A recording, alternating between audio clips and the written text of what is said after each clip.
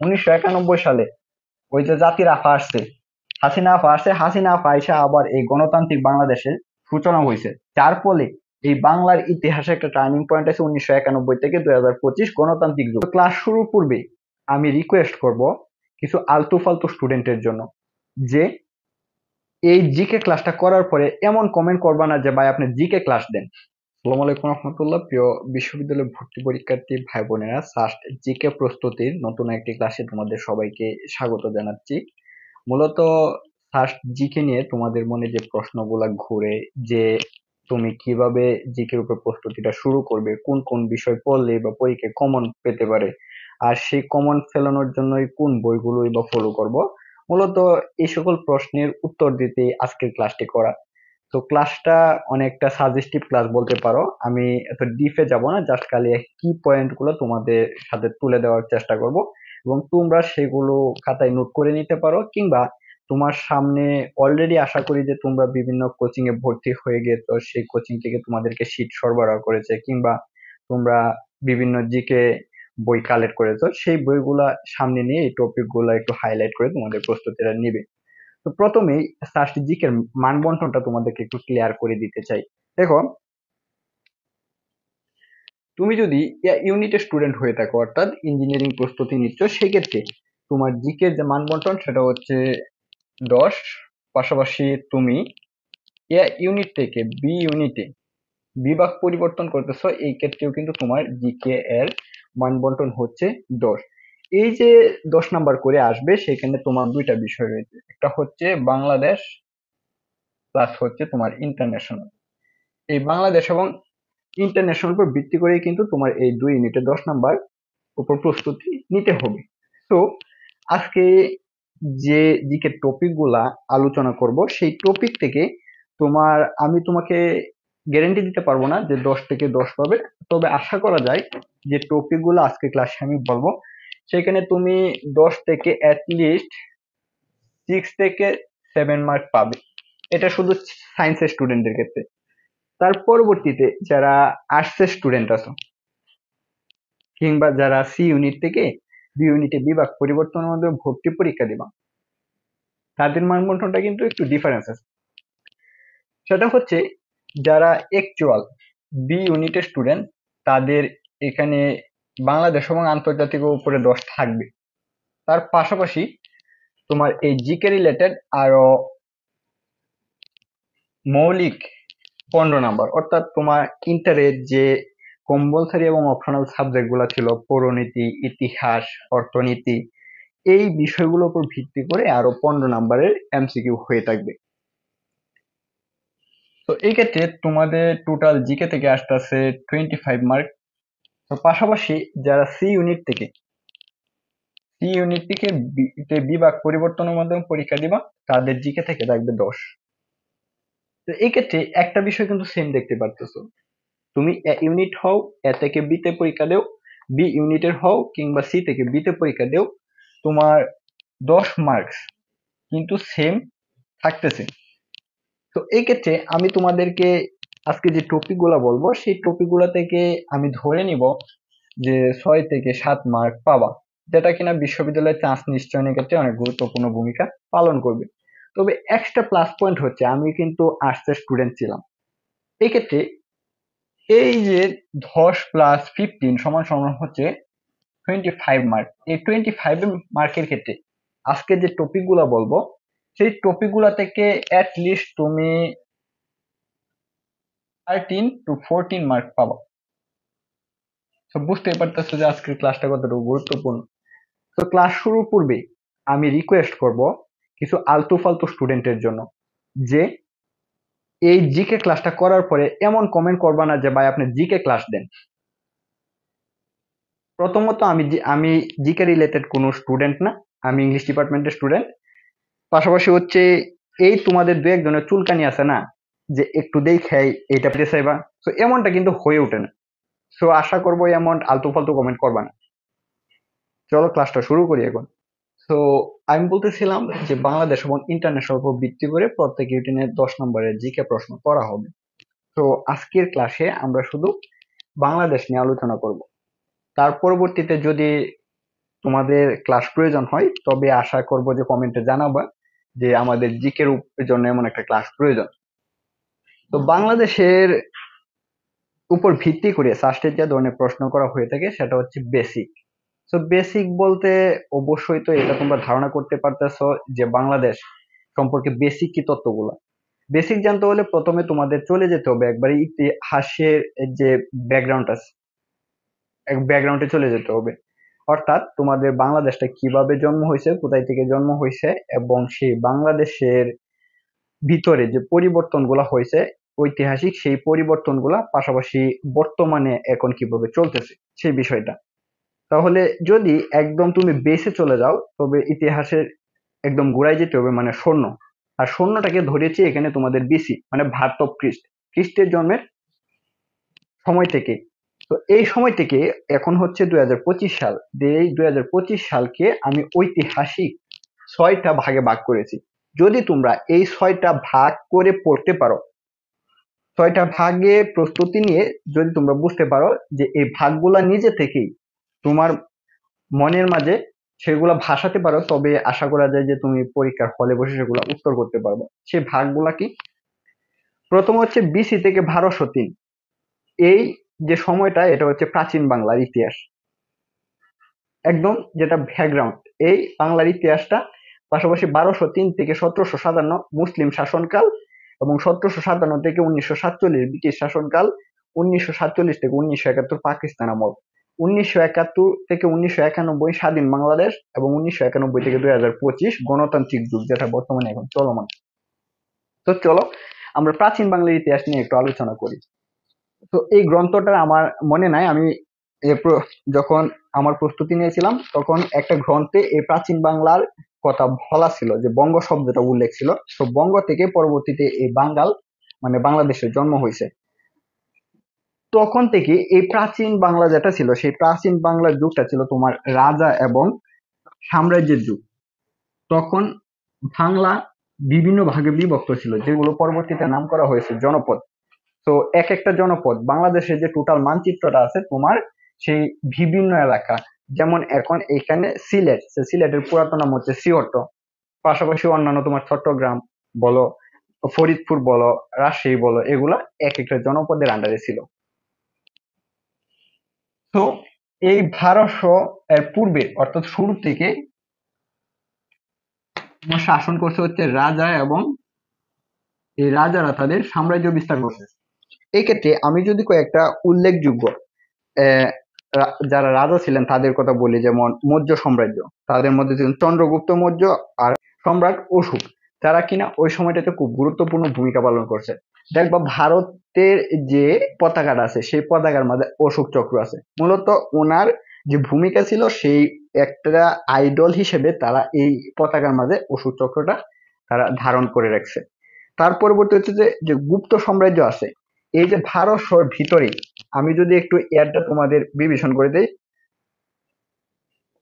চতুর্থ থেকে ষষ্ঠ শতক এই সময়ের ভিতরে গুপ্ত সাম্রাজ্য তোমাদের শাসন করছে, যেটা কিনা বলা হয় যে স্বর্ণযুগ এবং সাহিত্য বিজ্ঞানের বিকাশ এর যুগ এইটাই।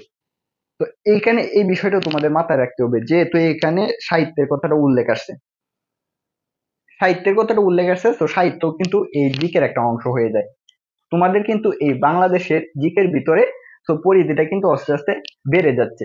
এখন শুধু ইতিহাস গুলা জানলে চলবে না, এই ইতিহাসের ভিতরে যে সাহিত্যের উদ্ভব এবং বিকাশ ঘটে সেগুলো জানতে হবে। যেমন এই শাসনকালের ভিতরে আমি যদি বলি তোমার 650 আছে, সেই 650 থেকে কি করছে ওই সময় বাংলা সাহিত্যের উদ্ভব হয়েছে।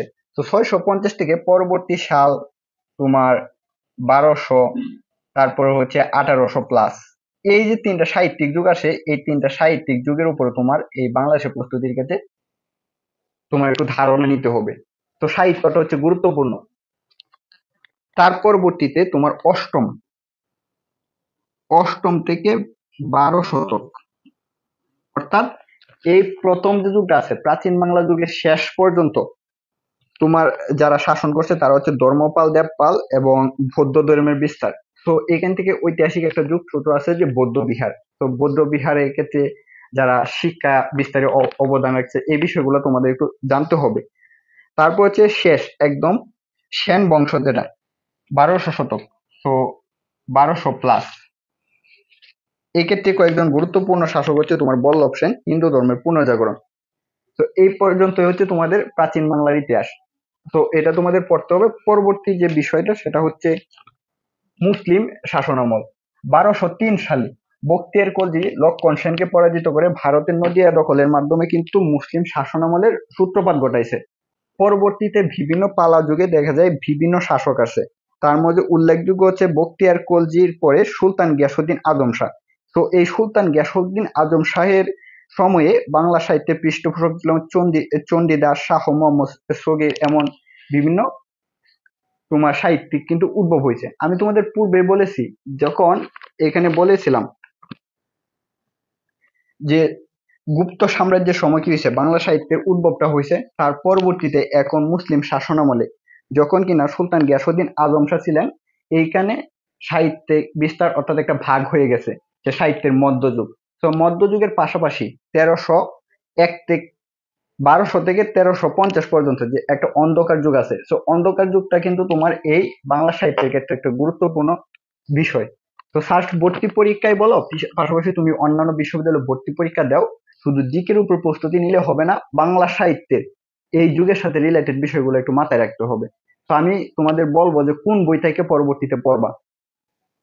এখন জাস্ট খালি টপিক গুলো একটু হাইলাইট করো। তার পরবর্তীতে হচ্ছে শেরশাহ। শেরশাহ এসে কি করছে, ডাক ব্যবস্থা এবং রুট নেটওয়ার্ক গড়ে তোলে, যার একটা গুরুত্বপূর্ণ বিষয় হচ্ছে যে গ্র্যান্ড ট্রাঙ্ক রুট। তো এই বিষয়গুলো পাশাপাশি পরবর্তীতে মুঘল সাম্রাজ্য শুরু হয়েছে, যেমন আকবরের সময় বাংলার সুবা গঠন করা হয়েছে। সুবা গঠনের ক্ষেত্রে পরবর্তীতে এভাবে শাসনভার চলে গেছে তোমার 1757 পর্যন্ত। 1757 পূর্বে আর একটা টার্নিং পয়েন্ট আছে, সেটা হচ্ছে যে বাংলাতে 1600 সালে কিন্তু ইস্ট ইন্ডিয়া কোম্পানি গঠন করা হয়েছে। সেই সাথে মুঘল আমলে কিন্তু এই ইজারা নিছে, 1600 সালের পরবর্তীতে ইজারা নিছে, সেটা কিন্তু মুসলিম শাসন আমলে। তো মুসলিম শাসন আমলে তোমার শেষ হয়েছে বাংলার শেষ স্বাধীন নবাব সিরাজউদ্দৌলা 1757 সালে 23শে জুন তোমার এই ইংরেজদের কাছে পতনের মাধ্যমে কিন্তু মুসলিম শাসনের অবসান হয়েছে। তার পরবর্তীতে তোমার এখানে শুরু হয়েছে যে ব্রিটিশ শাসন আমল। তো ব্রিটিশ শাসনামলের সময়গুলো হচ্ছে 1757 থেকে 1947। তার পূর্বে একটু ডিভিশন নিতে হবে, সেটা হচ্ছে এখানে কোম্পানি শাসন আছে। দেখো আমি তোমাদের এখানে বলেছিলাম যে 1600 সালে কিন্তু ব্রিটিশ ইস্ট ইন্ডিয়া কোম্পানি গঠন করা হয়েছে। তো এই 1600 সালের পর থেকে 1757 সাল পর্যন্ত, 1600 টু 1757 এটা একটা ডিভিশন, এই পর্যন্ত হচ্ছে তোমার কোম্পানি শাসন। এই বাংলা তো তোমার এখানে মুসলিমরা শাসন করছে, সেই পাশাপাশি ব্রিটিশ ইস্ট ইন্ডিয়া কোম্পানি গঠনের পর থেকে 1757 সাল পর্যন্ত কোম্পানি শাসন হয়েছে, যেটা কিনা তোমার ব্রিটিশ শাসনের অন্তর্ভুক্ত হয়েছে। তারপর 1757 সালে যখন এক শেষ স্বাধীন নবাব সিরাজউদ্দৌলা পতন হয়েছে, সেই পতনের মাধ্যমে তখন এই শাসনভার চলে গেছে ব্রিটিশদের কাছে সম্পূর্ণ। এই ক্ষেত্রে কি হয়েছে, 1757 সালের পরবর্তীতে আর একটা টার্নিং পয়েন্ট, যেটা কিনা খুব হাইলাইটেড এবং ফার্স্ট ভর্তি পরীক্ষার জন্য গুরুত্বপূর্ণ, সেটা হয়েছে বাংলার জাতীয়তাবাদী আন্দোলনের সূচনা হয়েছে। তার প্রথমে যেটা হাইলাইট হয় সেটা হচ্ছে 1857 সালের সিপাহী বিদ্রোহ। সিপাহী বিদ্রোহের পরবর্তীতে আরো অনেক আন্দোলন হয়েছে কিংবা গণজাগরণ হয়েছে, বিভিন্ন পরিবর্তন হয়েছে, সতীদাহ প্রথা হয়েছে, যেমন বিধবা প্রথা চালু হয়েছে, এমন অনেকগুলো পরিবর্তন হয়েছে। সো এই সমাজ সংস্করণ বিষয়গুলা এখানে যে ব্রিটিশ শাসনের ভিতরে পড়ছে সেগুলা তোমরা একটু পড়ে নেবা। পরবর্তীতে যখন সময় যাচ্ছে আগাচ্ছে, সেখানে দেখা যায় একটা রাজনৈতিক প্রথার উদ্ভব হইতেছে। তার মধ্যে 1885 সালে যখন কংগ্রেস গঠন হয়েছে, ভারতীয় উপমহাদেশে প্রথম রাজনৈতিক দল হচ্ছে জাতীয় ভারতের কংগ্রেস। এই কংগ্রেস গঠনের পরবর্তীতে দেখা যায় একটা রাজনৈতিক মোড় নিতেছে। তো রাজনৈতিক মোড়ের পরবর্তীতে আরো গুরুত্বপূর্ণ বিভিন্ন ঘটনা, যেমন মুসলিম লীগ গঠন, মুসলিম লীগ গঠনের পরবর্তীতে বঙ্গভঙ্গ হয়েছে, বঙ্গভঙ্গের পরবর্তীতে 1940 সালে লাহোর প্রস্তাব করছে। তারপর 1947 সর্বশেষ যেটা মাইলস্টোন এই ব্রিটিশ শাসনের, 1947 সালে দ্বিজাতি তত্ত্বের ভিত্তিতে 14ই আগস্ট হচ্ছে তোমার পাকিস্তান, 15ই আগস্ট ভারত, দুইটি রাষ্ট্রের জন্ম হয়েছে। তার পরবর্তী তার একটা শাসনকাল 1947 থেকে 1971, যখন 14ই আগস্ট তোমার 14 আগস্ট পাকিস্তান রাষ্ট্রের জন্ম হইলো এবং 15 আগস্ট 15 আগস্ট ভারতের জন্ম হইলো। তখন কিন্তু এই যে বাংলার ইতিহাসটা আছে সেই বাংলার ইতিহাসটা একটা নতুন দিকে মোড় নিচ্ছে, যেটা কিনা যে কোনো বিশ্ববিদ্যালয়ে ভর্তি পরীক্ষার জন্য গুরুত্বপূর্ণ। এইখান থেকে 15 আগস্ট যে ভারতের জন্ম হয়েছিল সেইখান বাংলা থেকে এই ভারতের ইতিহাসটা পৃথক হয়ে গেছে। শুধু ফোকাস করতেছে এই 14 আগস্ট যে পাকিস্তান রাষ্ট্রের জন্ম হয়েছে সেই পাকিস্তানের উপর। আর পাকিস্তান কিন্তু বাংলার একটা প্রদেশ বানায় নিছে। তার পরবর্তীতে যে আন্দোলনের সৃষ্টি হয়েছে সেটা হচ্ছে যে ভাষা আন্দোলন। তো আমরা এটাকে একটা এরা হিসেবে আলাদা করতে পারি, সেটা হচ্ছে 1948 টু 1952 সাল। এটা হচ্ছে ভাষা আন্দোলনের পর্যায়। পাকিস্তান আমলের প্রথম যে গুরুত্বপূর্ণ টপিক সেটা হচ্ছে তোমাদের ভাষা আন্দোলন 1948 টু 1952। তো এই ভাষা আন্দোলন হইতে গিয়ে দেখা যায় 21শে ফেব্রুয়ারি সালাম বরকত রফিক জব্বার শহীদ অনেকে শহীদ হয়েছে। এভাবেই কিন্তু ইতিহাসটা তোমাদের সামনের দিকে মুভ করছে। তারপর 1962 সালে শিক্ষা কমিশন গঠিত হয়েছে। সেই শিক্ষা কমিশনে দেখা যায় অনেক 19-20 ছিল, যার জন্য সেটাও আন্দোলন হয়েছে, সেখানে অনেকে শহীদ হয়েছে। তার পরবর্তীতে 1966 সাল হয়েছে 6 দফা। তো ওই দফাগুলা কিন্তু তোমাদের একটু মুখস্থ রাখতে হবে যে কোন দফার দ্বারা কি বুঝাইছে এগুলাই। তো 1970 সালে এই পাকিস্তান আমলে গুরুত্বপূর্ণ ঘটনা হয়েছে নির্বাচন। তো এই নির্বাচন নিয়ে অনেক ইতিহাস হয়েছে। এই নির্বাচনের পাশাপাশি আরেকটা বিষয় যেটা লক্ষ্য রাখবা সেটা হচ্ছে 1952 সালের পরবর্তী ঘটনা। 1954 সালে যুক্তফ্রন্ট নির্বাচন। এই যুক্তফ্রন্ট নির্বাচনের সাথে তোমার কতগুলো দফা ছিল সেই দফাগুলো আশা করি একটু চোখ বুলাবা, যেগুলা কিনা এই আর্টসের স্টুডেন্টদের আমি বলছিলাম যে 10+15, এই যে 25 মার্ক, 25 মার্কের মাঝে কিভাবে তুমি 13 সহজে পেয়ে যেতে পারো। আমি পাকিস্তান আমলের যে বিষয়টা এখানে আলোচনা করতেছি, এই পাকিস্তান আমলের সব বিষয়টা তোমাদের পৌরনীতি বইয়ের দ্বিতীয় পত্র কিংবা ইতিহাস প্রথম পত্র বলো, খুব সেম বিষয় কিন্তু তুমি এডমিশনের ক্ষেত্রে যে বই ফলো করো না কেন। তাহলে তো এখান থেকে তোমার আর মাথা ঘামানোর প্রয়োজন নাই যে আমার এডমিশনের জন্য এই মৌলিক দিকের যে 15 আছে সেই 15 জন্য আলাদা বই পড়তে হবে। এমন চিন্তা হবে কেন? আমি বলতেছি যে তোমার পৌরনীতি দ্বিতীয় পত্র এবং ইতিহাস প্রথম পত্র সেম। তো এই পাকিস্তান আমলের যে ইতিহাস থাকবে, যে এডমিশনের জন্য যে বই পড়বা এটা এনাফ। তো এই ক্ষেত্রে কিন্তু তোমার একটা এখান থেকে 15 নাম্বার প্লাস পয়েন্ট আসতেছে। তার পরবর্তীতে 1971 পাকিস্তান এবং বাংলাদেশের যুদ্ধ হয়েছে। সেই যুদ্ধ হওয়ার পরবর্তীতে বাংলার ইতিহাসে একটা টার্নিং পয়েন্ট হয়েছে যে 1971 থেকে 1991, যেটা কিনা স্বাধীন বাংলাদেশের ইতিহাস হিসেবে পরিগণিত হয়। তো এই অংশের ক্ষেত্রে তোমরা যে বিষয়টা ফোকাস করবে সেটা হচ্ছে আমি এটাকে ভাগ করে দিতেছি। তোমার 1971 টু হচ্ছে 1974, এই 4 বছরের ইতিহাসের উপর স্বাধীন বাংলাদেশের ক্ষেত্রে ফোকাস করবা। তার পরবর্তীতে কি হয়েছে এটা নিয়ে মাথা ঘামানোর প্রয়োজন নেই, শুধুই পড়বা, কিন্তু মার্ক পাওয়ার কোনো সম্ভাবনা নাই।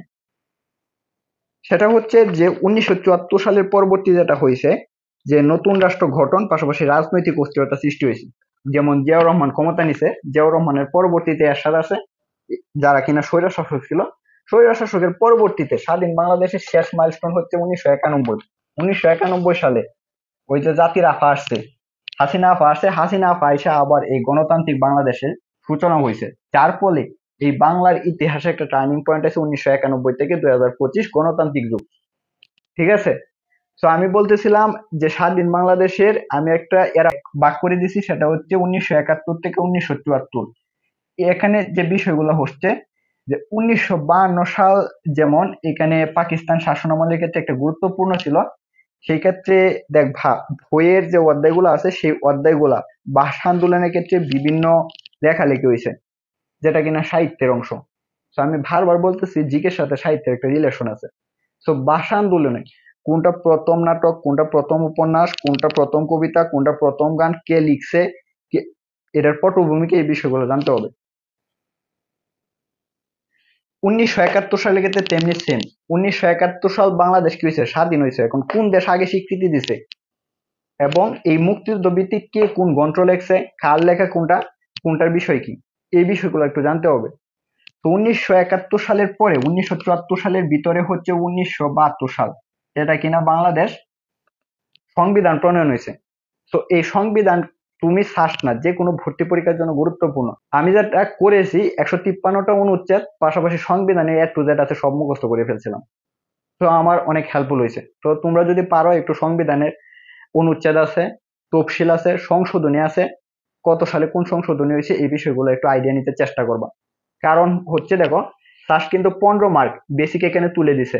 আর আমি যে বিষয়গুলো বললাম যে সংবিধান প্রণয়ন, প্রস্তাবনা, সংশোধন, তফসিল, সংশোধনী, সব বিষয়গুলো কিন্তু এই বইয়ের বিষয়, পৌরনীতি দ্বিতীয় পত্রের বিষয় বলতেছেন। তো এগুলা যদি তোমরা এডমিশনের ক্ষেত্রে যে বই ফলো করো, অবশ্যই আমি শেষে বলবো সেই বইটার মাঝে যেভাবে আছে আশা করবো যে মুখস্থ করে নিবা। তো সংবিধানের পরবর্তীতে সংবিধান রাষ্ট্রের একটা গুরুত্বপূর্ণ কাঠামোর অংশ হয়ে গেছে। তো এর পরবর্তীতে চলে আসতেছে যে রাষ্ট্রের বিভিন্ন পদ, রাষ্ট্রগুলা কিভাবে পরিচালনা হয়, পৌরসভা, পাশাপাশি বলো বিভাগ, জেলা, এই বিষয়গুলো একটু জানতে হবে। তো এই বিষয়গুলো জানলে এনাফ। 1974 সালের পরবর্তী রাজনৈতিক পট পরিবর্তন নিয়ে মাথা ঘামানোর কোনো প্রয়োজন নাই, স্বৈর শাসন জানার কোনো প্রয়োজন নাই। তারপর গণতান্ত্রিক যুগ দেখো একটু, 1991 থেকে 2025 যে বিষয়গুলো একটু হাইলাইট করবা সেটা হচ্ছে এই 1991 থেকে 2025 গণতান্ত্রিক যুগটা চলে যাবে তোমার সাম্প্রতিকের অংশ হিসাবে। সাম্প্রতিকের অংশ হিসাবে এই পয়েন্টে চলে যাবে।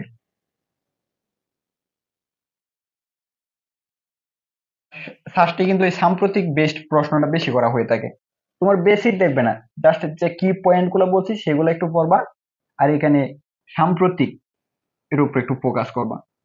তো সাম্প্রতিক যদি ফোকাস করো তাহলে 1991 সালের পরবর্তী তোমার 2020 পর্যন্ত কোনো ফোকাস করতে হবে না। জাস্ট তুমি লাস্ট 5 ইয়ার্স যদি ফোকাস করো তাহলে এই সাম্প্রতিকটা তোমার এনাফ বাংলাদেশের জন্য। তাহলে গণতান্ত্রিক যুগে ফোকাস করবো হচ্ছে সাম্প্রতিক এই বিষয়গুলো। এখন কথা হচ্ছে যে আমি এতগুলা বিষয় বললাম, পাশাপাশি আমি মেইন বই এখানে একটা রিলেশন তৈরি করে দিলাম পাকিস্তান আমলে, এই বিষয়গুলো কোথায় থেকে পড়বো? তো এটার আনসার হচ্ছে যেহেতু আমি কোনো বইয়ের প্রমোট করতে আসি নাই, কেউ আমার প্রমোশনের দায়িত্ব দেয় নাই, তাহলে আমি বিনা স্বার্থে এখানে বলবো না যে ভাইয়া তুমি এই বই পড়ো কিংবা ওই বই পড়ো, বললে তো তুমি সবগুলো পড়তে পারবো না। যেমন আমি যদি তোমাদেরকে একটু দেখাই যে আমি এডমিশনের সময় যে বইগুলো পড়ছি, এটা হচ্ছে একটা সায়েন্সের বই, স্পেশাল জিকে প্রিপারেশন বুক, এটা আমি পড়ছি, সম্পূর্ণটাই পড়ছি। পাশাপাশি আমি যদি দেখাই তোমার জুবায়ের জিকে পড়ছি, আরো যে কোচিং থেকে যে শীট গুলো আছে ওইগুলো পড়ছি। এখন তুমি কয়টা পড়বা? তো এই জন্য আমি বলতেছি যে আমি কোনো বইয়ের প্রমোশনের দায়িত্ব নাই, তাই আমি বলতে পারবো না যে তুমি এই বইটা পড়ো। বাজারে অনেক বই আছে। এখন আমার কথা হচ্ছে আমি যে ইনফরমেশন গুলো তোমাদেরকে বললাম, তো পরীক্ষায় ভালো করার জন্য যে বইয়ে এই বিষয়গুলা এভাবে ইয়ার ওয়াইজ সাজানো আছে, তুমি বাজার থেকে সেই বইটাই কালেক্ট করবা। সেটা হইতে পারে মি জিকে, জুবায়ের জিকে, কিংবা আমি যে বললাম সায়েন্সের উদ্ভাস উন্মেষের বুক, তুমি সেটাই ফলো করতে পারো।